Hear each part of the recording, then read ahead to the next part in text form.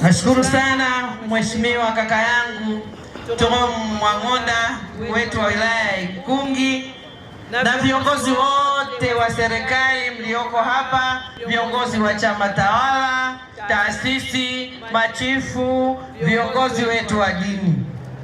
Lakini nawashukuru sana ndugu zetu wazalendo hawa wakiongozwa na kaka yetu ndugu yetu Wazo Mwang'onda, kiongozi wa mbio za Mwenge wa Uhuru kitaifa kwa mwaka 2026.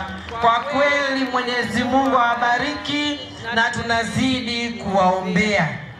Tunaona mnavyofanya kazi kubwa. Tumesema tutawaonyesha Singida tulichagua amani kwa ajili ya maendeleo yetu. Tunamuunga mkono Daktari Samia Suluhu Hassan, Rais wa Jamhuri ya Muungano wa Tanzania, tukitambua mama ni mpenda amani. Zawadi ya